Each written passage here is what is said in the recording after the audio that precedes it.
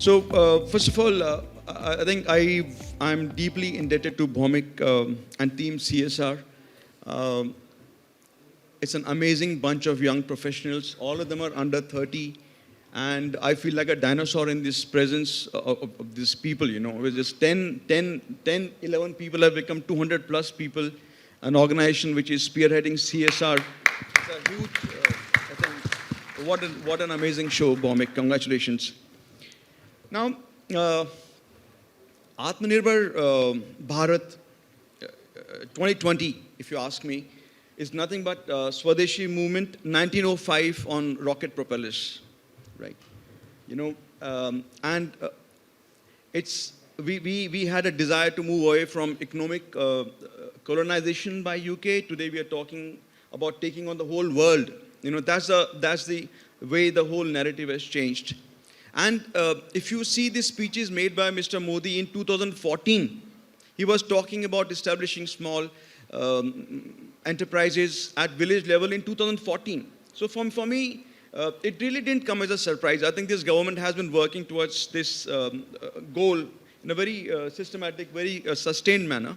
And this is, I think, Corona kind of gave it a shape, COVID gave it a shape. And we had this narrative which is so encouraging, so positive. And I'm telling you, 10 years from now, I don't think anybody in this room really knows what this Atmanirbhar campaign, Atmanirbhar Bharat is going to be in 10 years from now. Whether we're going to be the world's biggest defense industry, whether we're going to be a mining expert, you know, we're going to be, I mean, the way the whole industry is being opened today, nobody knows 10 years from now where this campaign will lead us. And that's the amazing thing about you know, this huge canvas which we have in front of us. Now, the government of India has, you know, two sides to Atmanirbhar Bharat. One is the industrial side, wherein we are trying to push industry and through various ways, whether it's airspace, defense, mining, minerals. The other is, of course, the Bharat, you know, the rural India. And for that, we have so many schemes in place today, whether it's beekeeping or whether it's agri infrastructure fund for 1 lakh crore. So, हर एक स्तर के ऊपर हम लोगों ने we are trying to make an impact. Where is the development sector in this Atmanirbhar Bharat campaign? And that was a question which Bhomik had in his mind when he reached out to me. कि हम लोग industry पे इतना stress दे रहे हैं, but in this whole story, we never talk about hunger. We never talk about poverty. It's become, you know, almost like a bad word. When you talk about a very aggressive nation, nobody wants to talk about hunger indices. Nobody wants to talk about poverty. So where do we see that story leading in Atmanirbhar Bharat? Is this story going to be 5% of this country, wherein the industrial houses get, you know, who are empowered, who have access to resources, who have access to intelligence, who have access to strategy? They will be able to leverage this Atmanirbhar Bharat push, or is it meant for the 95% of the poor? You know, how will they develop in this on this canvas? That's a huge challenge in front of us. And you know, in this all this storytelling about who we are, who we want to be, I think we forget the fact that we're finally a resource deficient developing nation. And one little upward spike in oil can send us spilling into a huge deficit. You know, so it's something where government of India needs corporate sector to come together. There's a huge case for convergence. There's a huge case for convergence between CSR and government of India for making an Atmanirbhar Bharat. And that is going to be the overall intellectual premises of this discussion. We have got some amazing panelists with us. We have got automobile sector with us. We got Hyundai. We got Praveen, who is actually supplying spare parts to Hyundai. We have got Welspun, which is into roads, and she just informed me. I thought Welspun was about textiles, but I'm told it's about roads also, infrastructure also. We have got amazing young Amit with us, who's representing the farm sector. So I'm really hopeful that this panel is going to bring something to the table which will benefit us all. Okay, so I think I'll start with Devdatta. Yeah. How do you see? I mean, we were having a pre-panel discussion, and she shared the issues that now she is a do-gooder. Every CSR person in this room wants to make a change.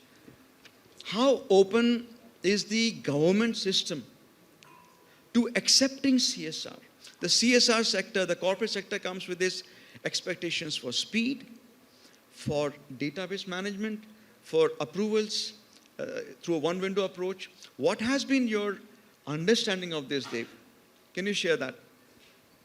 Sure. Thank you, thank you, Sanjeev. It was, thank you for this opportunity. As we were discussing, this whole thing of, the corporates would expect a speedy clearance. Now, we would like to work with the government, and I'm sure that's true of all corporates. But when we work with the government, we need clearances. We need, they are grassroots level clearances. Now, I think one thing is to bring everybody on the same page. Now, when you go to a block development officer, his mindset is very different from the district collector, perhaps. Now, just to get a clearance to do even one project, the number of clearances that we will need is mind-boggling. And that takes a lot of time. That takes a lot of effort to keep convincing people at different levels. So I wish that, when a project is passed by the, let's say, the district collector or somebody above him, it trickles down to the lowest common denominator, the person who has to support you on the ground. And you'll find that once that happens, it becomes much more easier for a project to roll. And this is true of all projects. If you're working in road safety, for example, you go to the traffic police and, you'll be talking to the commissioner, and he's very excited about the project, and he says, yeah, please go ahead, this is what we need. But once you start talking down and start actually getting into the project, the number of obstacles that come up, the number of clearances that is needed. Certain projects need at least 10 to 12 departments to be in sync to get a clearance. That's on one side. The other side is that when you're doing a project, also, there should be support in protecting it. And I find that even there, if the government can help us, that, okay, fine, this has been implemented, and or this is in the process of implementing, we should get this, we should get the support. And I spoke about a road safety project which we implemented in Gurgaon. And the project was about painting, zebra crossings and police booths, because, with reflective paints, and also improving the zebra crossings, because you can't see them at night, and, it's very difficult. There's a lot of accidents and so on. So that was the whole intent. But one was on one side getting the clearances. Second side was, can you imagine, a police booth is being stolen and nobody knows where it is. So, these are things, and when we go back to the administration, they said, we don't know, check with that department, check with this department. So I think one thing is definitely accountability. So I think that if these two things are at least looked into, and if some steps are taken towards that, I think we'll see a lot more, improvement and accelerated progress. मतलब police चौकी चोरी हो गई. अब बताओ, where do we go from here? Huh? But Devdatta, I think just to add to that, are we not playing with fire over here? Because you want more participation from the IAS officer. The IAS officer is finally the king of the district, the new generation Raja of the district. He comes with his own sense of power and how the way things should be done. More participation of bureaucracy would lead to more interference also. Do you agree on that? Yeah, so that is something that we can pre-decide, because when you're taking the proposal to the IAS officer or the district collector, whoever it is, he will have definitely his own idea. So we can actually moderate the project accordingly. But once we agree, my point is that, from the point of agreement, once we take it on from there, then it should be smooth. All this can happen before the project is signed off. Yeah. Right. Yeah. I think this also comes to the point, I think there's a huge need for capacity building of the bureaucracy and the like BDOs, etc. What do they know about CSR Act today? There's hardly an understanding. And there's a need for capacity building of the administration also. You know? Yes. There's need of capacity building of the administration, sensitization, I would say, in this case, rather than, capacity building. But also some amount of capacity building for the implementing partners, corporates themselves. Because many a times we don't know what we're in for. Yes. Right? We are sitting and designing projects in boardrooms. We are sitting and designing projects in the offices. I think, yes, some of it we do research, but we do secondary research, not a primary research. So I think that also adds to it. But definitely sensitization for all the partners is going to help. Thank you. Thank you, Devdatta. Thank you. Which brings me to Shilpa.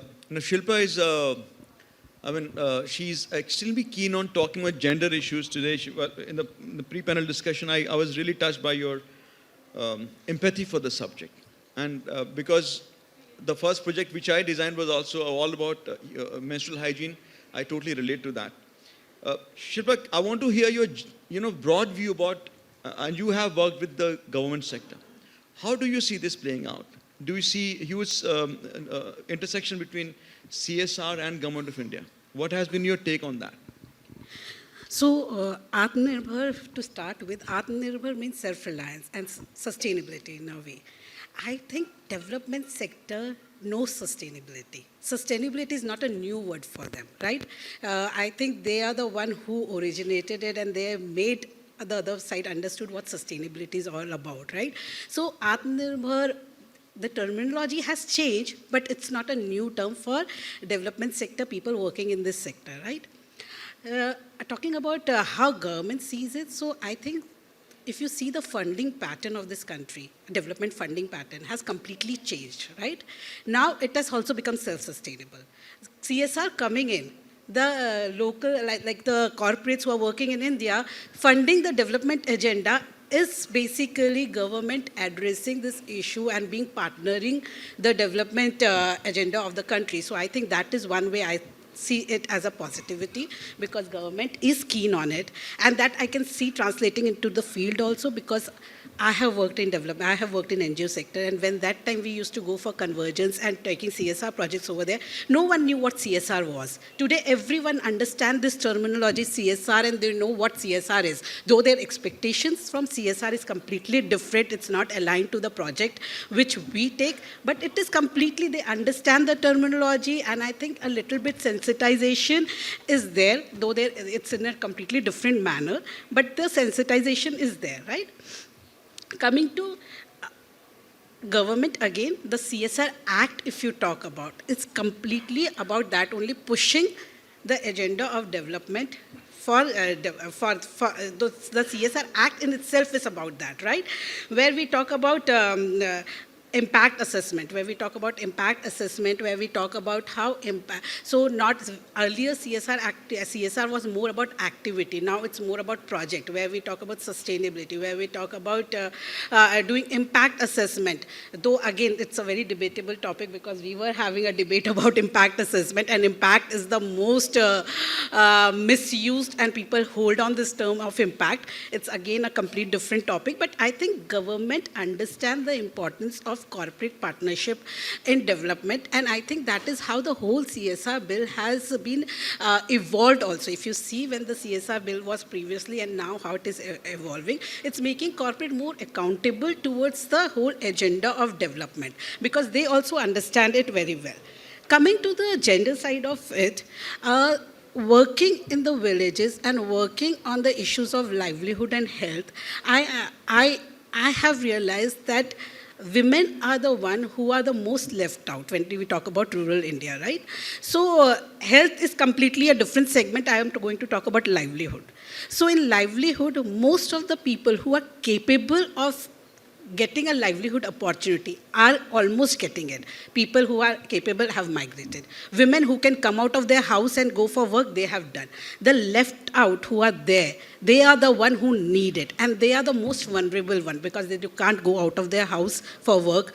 They don't have the capacity. Their priorities are completely different. Their priorities is their family. Their priorities are not income generation. So I think changing that mindset and making it an income. So therefore I was telling, income generation and entrepreneurship are two completely different terminology. Income generation for women, you can always do. But making them entrepreneur is completely a different journey where you have to, so income generation you can do with some intervention, which that also you have to be, then comes local, for vocal for local, where it's locally produced, locally sold.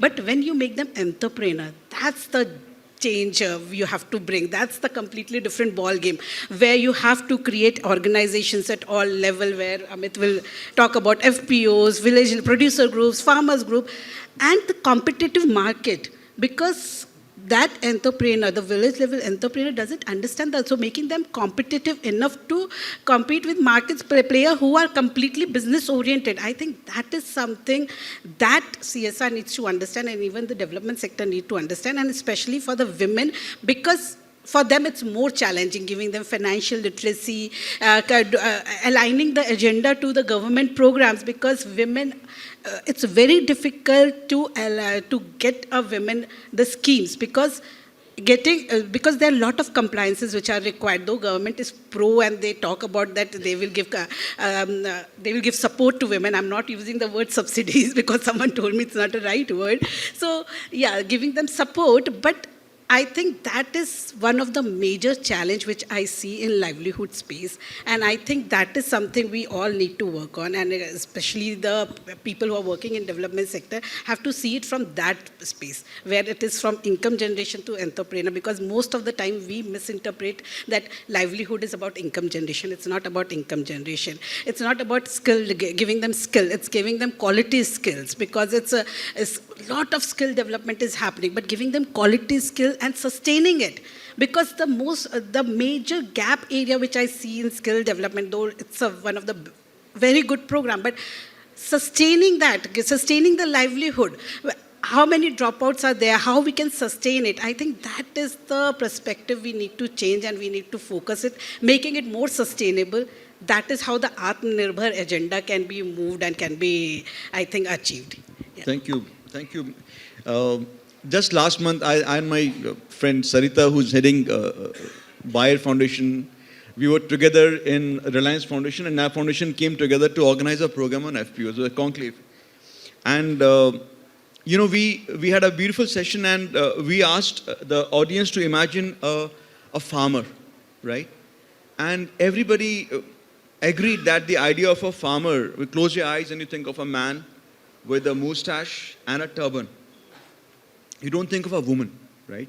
Yet 75 to 85% agriculture is done by women today. And the land they own, land they own is just about, although there's hopeless land record system in this country, state, central, nobody really has a very clear idea.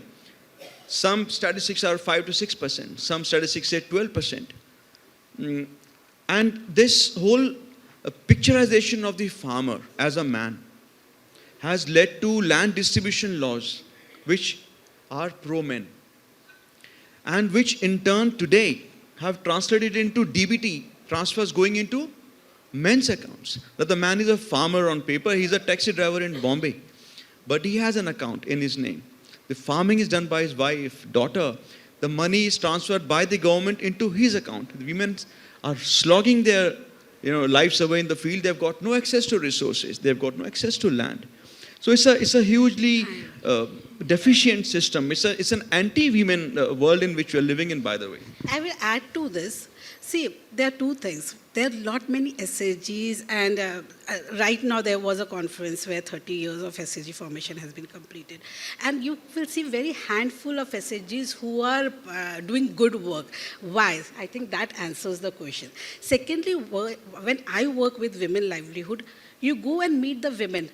ask them what they want to do in livelihood. They will say, silai machine de do humko, achar banana sikha do, papad banana sikha do. These are the three things they will talk about. They will not see them as a productive part. When we tell them that you are involved in agriculture, you are doing that, then they see them as a productive counterpart. Otherwise, for them, income generation or livelihood is about papad bana do, achar se banana sikha do, ya silai machine de do. So I think even that needs to be changed. So you have rightly said, I would agree to that. Yeah. But Shilpa, I think I have a little divergent view over there, and I'm coming from NABARD, and we gave birth to SHG bank linkage program in the country. We gave birth to FPO programs in the country, and I'm telling you, women are far smarter than men.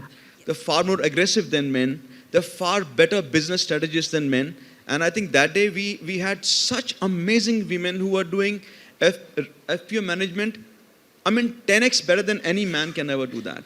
So this agarbatti and sabun and achar narrative jo hai na, it was, I understand in 80s, 90s, it was true, but today if you, like in our My Pad, My Right project, which we designed, these women were not happy selling the pads which we got made. They didn't like the design. They wanted to have a pad which looked like what Kareena Kapoor is using.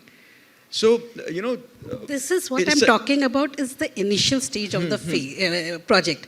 But slowly, the perspectives change. Yes. So right now also, if you go and in the villages, this is what they will say. And I am saying this because I am working in almost 8 states and on livelihood. And this is the first interaction when we do with them. This is what they will say. Yeah. But the perspectives change, and they do really well in different non-farm and farm-based activities. So that is how it has changed. Yeah. Absolutely. So it's more about more exposure and they take off. Okay, Praveen, first of all, I did not know you were so qualified, okay? Thank you so much. I feel so humbled by at such a young age. Now, you have been in the development sector, and I want to hear from you, and I think I'll take to what Jalaj made such a scholarly presentation.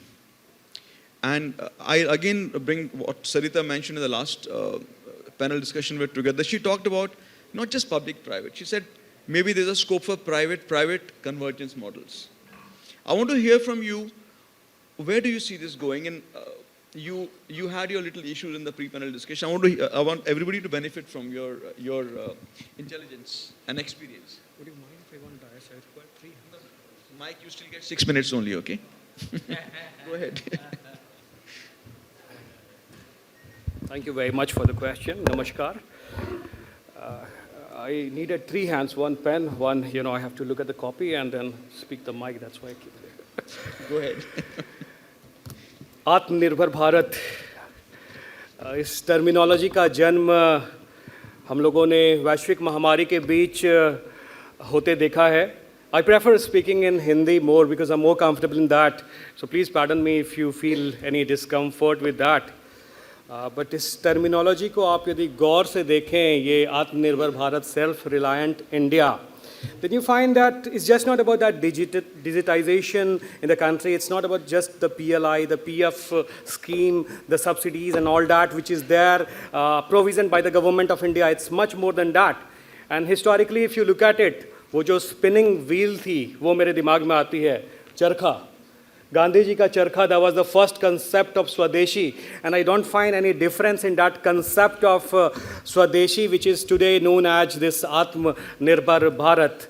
So therefore it becomes an umbrella concept to my understanding. और बुनियादी आवश्यकताओं की यदि मैं बात करता हूँ तो रोटी कपड़ा और मकान की बात होती थी, लेकिन मैं 3 चीज़ और जोड़ूंगा इसमें, रोटी कपड़ा और मकान के अलावे हवा, काम और दुकान.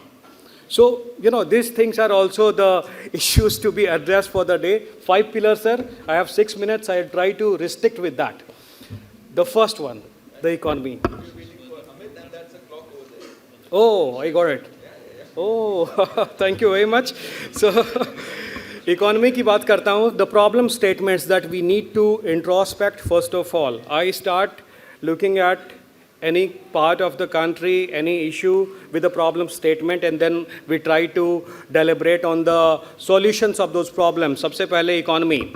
Per capita income देखिए, दिल्ली की बात कर रहा हूँ, 25,000 रुपये दिल्ली में per capita income है. पूरे देश की बात करूँगा, 12,000 रुपये है. रूरल इंडिया, जहाँ हम आत्मनिर्भर भारत की बात कर रहे हैं, it is 8,000 rupees. Okay, the disparity of income, poverty 21% rural India में 5.5 से 6%, अर्बन इंडिया में प्रॉब्लम आइडेंटिफाइड है। Infrastructure, see there are many issues of infrastructure. One of the observations that I have, 27 states out of 29 in India are disaster prone. Are we preparing our आधारभूत संरचनाएं for that purpose? MNREGA का भी budget थोड़ा सा कम हो गया है, तो जो रूरल इंफ्रास्ट्रक्चर को डेवलप करने की बात थी, उसका जो क्वांटम था, उसका जो इम्पैक्ट था, वो भी थोड़ा सा घटता हुआ दिख रहा है पिछले कुछ साल में। बिहार और असम, इन दो राज्यों को देखिए, वो सबसे निचले पायदान पर आ गए हैं आज। टेक्नोलॉजी, 50% पॉपुलेशन जो है सर हमारे देश की, उसके पास इंटरनेट की कनेक्टिविटी नहीं है। इससे पहले वाले एड्रेस में सर आप कह रहे थे 19% बच्चों के पास गैजेट नहीं है, 50% जनता के पास तो इंटरनेट ही नहीं है। गैजेट होगा भी, फिर भी इंटरनेट की एक्सेसिबिलिटी नहीं होगी, तो गैजेट का कैसे यूज़ कर पाएंगे? I am wondering about it. 826 गांव है। एक गढ़चिरौला, महाराष्ट्र से मेरे कई friends, I am so happy, so glad to see my friends and seniors from the development sector. आपके डिस्ट्रिक्ट के 826 गांव में इंटरनेट की कनेक्टिविटी नहीं है, and you know about that. So just look at the technology part, the vibrant demography, the third pillar of Atma Nirbhar Bharat. कल पूरे दिन में भौमिक शायद यहाँ पर रही हैं, 4,500 बच्चे मेल न्यूट्रिशन की वजह से मर चुके। आज शाम तक, जब तक ये कॉन्फ्रेंस कंप्लीट होगा, 4,500 और मर जाएंगे। 9,000 बच्चे और 9,000 फैमिली मातम मना रही होगी आज शाम तक। और हम वाइब्रेंट डेमोग्राफी की बात यहाँ करने आए हैं। अनएम्प्लॉयमेंट रेट 25% त्रिपुरा में है, which is one of the highest after Haryana. Demand supply theory, पांचवा जो कंसेप्ट था, पांचवा पिलर था, वहाँ पर आता हूँ। कंडुइट और मीडिएटर की बात हो रही थी, मिडिल मैन की बात नहीं हो रही थी। And then 43% of the farmers in India, they don't get the right price for the products that they have, and 60% of them do not get the institutional microfinance accessibility problems. Brain drain, brain gain, ये concept है आत्मनिर्भर भारत का। आप सोच रहे होंगे कि मैंने सारी परेशानियां गिना दी, this is such a negative guy talking about all the problems. Let's look at some of the good models very quickly. Siddheshwar गांव ग्राम पंचायत है, ये भी महाराष्ट्र का गांव है। सिद्धेश्वर में महिलाओं ने मिलकर के प्लास्टिक वेस्ट डिस्पोजल का एक मॉडल बनाया है। एक एनजीओ से पार्टनरशिप करके उसको प्लास्टिक वेस्ट को सेग्रीगेट करके देते हैं, और सेग्रीगेट करके देने के बाद इस प्लास्टिक वेस्ट को उन्हें इनकम भी मिलता है। और ये पहला गांव है जो कि प्लास्टिक फ्री बना है। This model is also there in our country. Jahanabad Bihar, मैं बिहार से आता हूँ, वहाँ का एक ज़िला जहाँ पर बिजली नहीं आती थी, धरनाई गांव का नाम है। धरनाई गांव में बिजली नहीं आती थी। गांव वालों ने सोचा क्या करें, एक सोलर एजेंसी, देश की एक सोलर की कंपनी थी, उनसे कांटेक्ट करा और अपने सारे छतों पर उन लोगों ने सोलर पैनल लगा दिया है। और वो पूरा गांव आज completely fully solar operated, first village in Bihar which is fully solar operated. Atmanirbhar Bharat.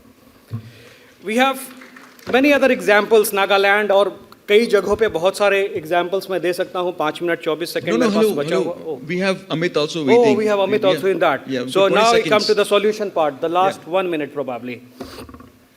2-3 examples हैं। पहला, पार्टनरशिप की जब मैं बात कर रहा हूँ, PPP, पब्लिक प्राइवेट पार्टनरशिप के अलावा प्राइवेट पार्टनरशिप की बात हुई, 2 और PPP जोड़ूंगा मैं उसमें, पीपल प्राइवेट पार्टनरशिप और panchayat private partnership, the first solution. Second, CSR heads, companies should not think that we are the custodian, we are the owners of the money that we have under CSR.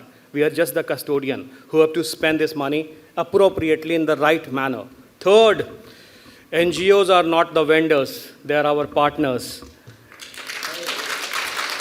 अभी थोड़ी देर पहले बात हो रही थी, sir ने बताया कि 30 लाख एनजीओ हैं, और मैं I love calculations. 30 lakh NGO को यदि मैं आज कॉरपोरेट से डिवाइड कर देता हूं, जिसको CSR करना है, 15,000 कॉरपोरेट हैं, तो एक कॉरपोरेट के पीछे 200 NGO. Just look at the competition among NGOs, that's a unique statistics I am bringing in front of you.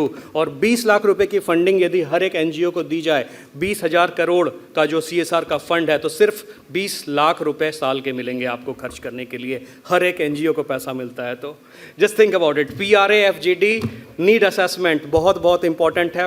Pooling of resources बहुत इंपॉर्टेंट है। बुनियादी आवश्यकताएं, परेशानियां, सॉल्यूशंस पे आ जाता हूं। लास्ट 30 सेकेंड्स, जब सॉल्यूशंस की बात हम करते हैं, देश में 2 शाह हैं जो कि फेमस हैं। देश की नीतियों को बदलना हो तो अमित शाह, CSR की नीतियों को बदलना हो तो हमारे भौमिक शाह। भौमिक जी आपके इस प्लेटफॉर्म से कुछ सिफारिशें हैं। प्राइम मिनिस्टर रिलीफ फंड जो है हमारा, उसकी स्पेंडिंग के लिए कमेटी बननी चाहिए। मुझे लगता है इस प्लेटफॉर्म से हम रेकमेंड कर सकते हैं, हर स्टेट से स्टेक होल्डर हो इसमें। अनयूटिलाइज जो CSR का फंड है 3 साल वाला, लॉ के बारे में बात नहीं करूंगा, नॉर्थ ईस्टर्न स्टेट्स जहां पर क्लोज टू 0% CSR स्पेंडिंग है, it can go to them. It could also go to disaster relief programme and it can also be allocated for those NGOs who are in the first 3 year of their work, they don't get their funding. एक member की recommendation है CSR board के लिए। Company की जो board होती है उसमें CSR या सस्टेनेबिलिटी का बोर्ड, और एक टैक्स रिबेट जो कि जो अपने एलिजिबिलिटी से ज़्यादा खर्चा करते हैं कंपनियों के लिए, उनके लिए कंपनी की तरफ से टैक्स की रिबेट की सिफारिश है। ख़त्म कर रहा हूँ अपने शब्दों को ये कहते हुए, हिमालय पिघल रहा है, गांव जल रहा है, इंटेलेक्चुअल का डिबेट AC में चल रहा है। Let it not be like that, let's get into action. Thank you very much. ये I think at least the home minister will be happy कि आप हिंदी में बोले। आप बहुत अच्छा बोले। Okay, the last part of the narrative was very progressive. I really like that. Lot of takeaways, which brings us to Amit and rural India, ग्रामीण भारत, हाँ, जो कि जिसने कि हमें पिछले 2 साल में बचाया है। Allow saviors $50 billion worth of exports last year, agri exports. 350 million tons of production of horticulture, 350 million tons of cereals. So we have come a huge way in agriculture. और at the same time agriculture के अंदर बहुत सी बुनियादी challenges हैं, जैसे कि 85% small farmers हैं, 15% सिर्फ agriculture land है उनके पास में, तो उनको जुड़ने के लिए FPO एक माध्यम था. FPO is the only solution going ahead in this country. Amit is representing FPOs today. Amit के पास 200 लोगों की संस्था है and they are working in FPO space. Amit, I want to share want to hear your ideas on this. कि agriculture rural sector को CSR से और आत्मनिर्भर भारत के कैंपेन में कैसे जोड़ेंगे? क्या रोल है उनका? Thank you, Sanjeev. Thank you, Bhumika and team for this opportunity. होता क्या है ना, जब किसान तक कुछ आता है तो समय खत्म हो जाता है. So I have 1 minute to explain. No,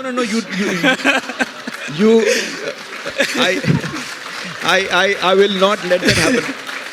I will not let that happen. I'm representing NABARD, and you will get 10 minutes. दुनिया इधर से उधर हो जाए, you will get a full 10 minutes.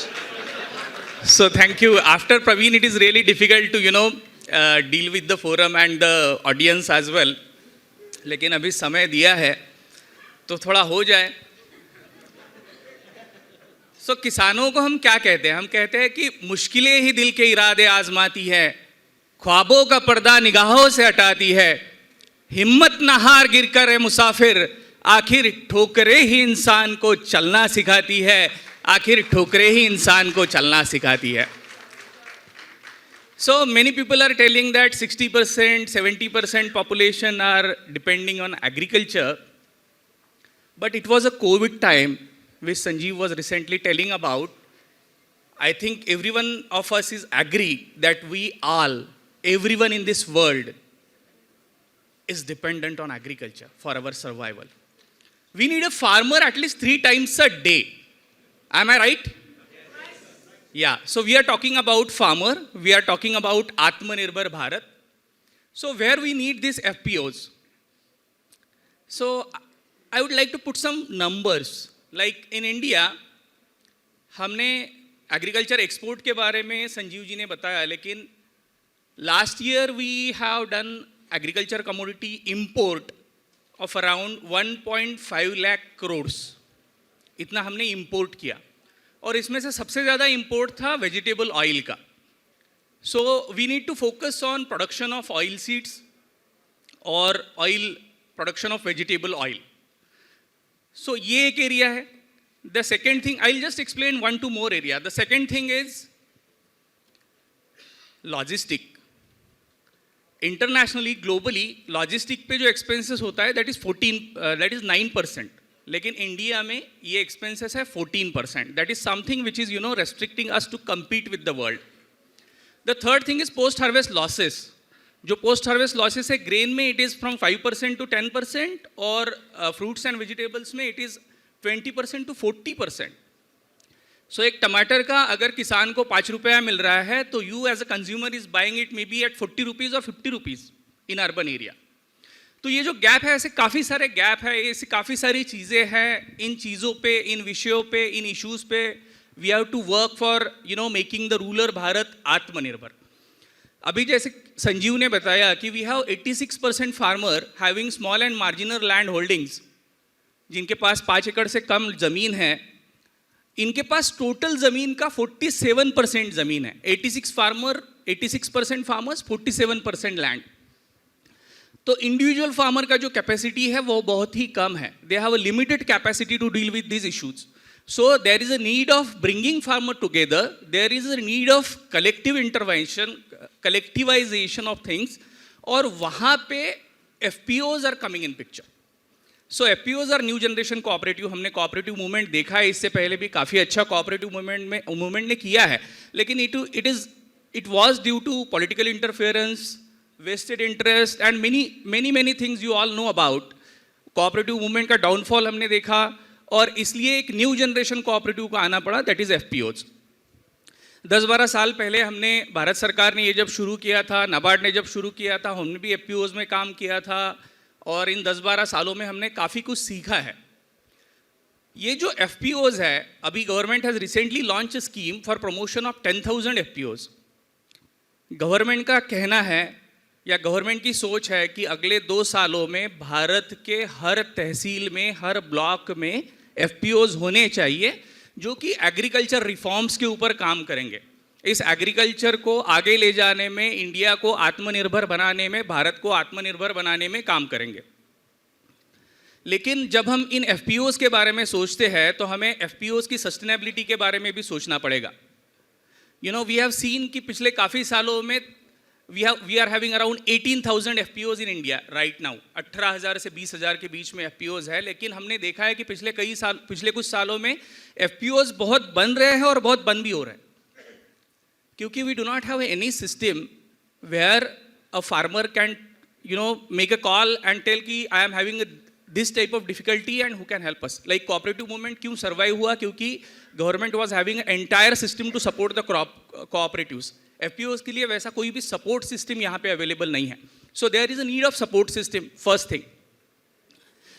दूसरी बात है, एफपीओज के लिए बहुत अच्छी स्कीम लॉन्च हुई है. कुछ साल पहले गवर्नमेंट ने ये भी कहा था कि हम एफपीओज को इनकम टैक्स से छूट दिलाएंगे. लेकिन the fact is the FPOs are paying minimum alternate tax. So अगर इस तरह की कुछ घोषणाएं होती है तो वो scheme, effective implementation of scheme is also required. So for that capacity building of farmers is also required. मैं काफ़ी फोरम पे कहता हूँ कि we are expecting a farmer to run a corporate company. Like हम सभी, कोई कॉर्पोरेट से जुड़ा है, कॉर्पोरेट कंपनी से, कोई एनजीओ से जुड़ा है, तो we need a chartered accountant, we need a company secretary, we need different type of expert. लेकिन यहाँ पे तो सब फार्मर्स है, वो बेचारे अपनी खेती कर रहे हैं. नाबार्ड और हम सब जाके अलग अलग डिपार्टमेंट जाके उनको कह रहे हैं चलो एफपीओ बनाते हैं. वो अपने खेती से बाहर निकल के एफपीओ बनाता है और फिर कुछ दिनों में उसको एक नोटिस आता है कि आपके एफपीओ को इतना बड़ा पेनल्टी है, आपका शेयर होल्डिंग कितना है, 1 लाख रुपए, आपका पेनल्टी कितना है, 1.5 लाख रुपए, तो एफपीओ बंद कर देगा. अरे उसको पता ही नहीं है ये लीगल कंप्लायंसेस कैसे करना है. And the important thing is market में जो इंपॉर्टेंट इंटरवेंशंस करने चाहिए, जो गवर्नमेंट एक्सपेक्ट कर रहा है एफपीओ से, तो वो इंटरवेंशंस के लिए हमें ट्रेडिशनल मार्केटिंग सिस्टम से आगे बढ़ना चाहिए. इन एफपीओज को हमें अलग तरह से सपोर्ट करना पड़ेगा. We were doing some pilot with NCDEX. हम जो लोग हैं वो अलग अलग चीज़ों का इंश्योरेंस लेते हैं, लेकिन किसान के लिए क्या इंश्योरेंस है? क्रॉप इंश्योरेंस भी बहुत अच्छी तरह से काम नहीं कर रहा है. प्राइस इंश्योरेंस नहीं है, किसान अपना प्राइस तय नहीं कर पाता है. बाकी प्रोडक्ट की प्राइस तो हम तय कर रहे हैं ना.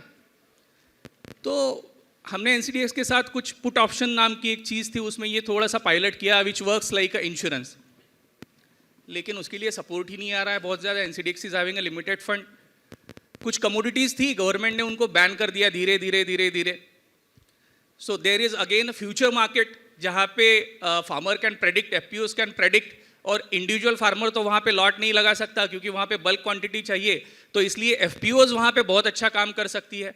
तो इस तरह के जो इंटरवेंशंस हैं, मुझे लगता है सीएसआर स्पेस में भी वो स्कोप है कि CSR people can come and support such type of interventions, can support such initiatives so that we can see that FPO are flourishing, they are doing well, farmers will get benefit, and at the same time consumer will also get the benefit, and it will be possible for all of us to make the Bharat Atma Nirbhar. Thank you.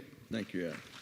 See, we are living in a very unreal world. You know, एक वक्त था जब हम लोग अपने खाने के ऊपर 40 से 50% पैसा खर्च करते थे खाने के ऊपर, 1900 के अंदर, 1910, 1920। आज मैं टाई के लिए 3,500 रुपये खर्च कर रहा हूँ, लेकिन टमाटर मुझे 12 रुपये किलो चाहिए।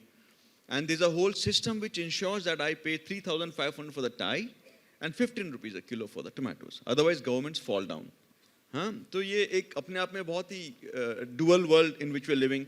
As a moderator, you know, you get to see very from the sides of eyes lot of things, and I saw Jalaj, Dani ji writing very beautiful 4 Ps, and I want to hear from you, what are these 4 Ps in your mind? Thank you, Sanjeev ji. So I think on to a little bit of rhetoric now. If we want to be Atma Nirbhar, it means we have to have scale and we have to be sustainable. And I think that's what all NGOs want to be, scale and sustainable, just like corporate India. What are the 4 Ps? I think we have that in marketing and in many other areas. So first one for me, for Atma Nirbhar, is process. We need to be a lot more process driven if we want to be scalable and sustainable. Second is people. If we get the best people and we retain them, then these people will take the organization beyond us. Third is partnership. I think all the panel members talked of convergence, whether it's government, whether it's FPOs, whether it's retail giving, HNIs. I think within the corporates for impact assessment also, we can do many more partnerships. And the fourth is precision. I think today's day and age, that's the P which is for precision, because data is so much more important and that can only happen.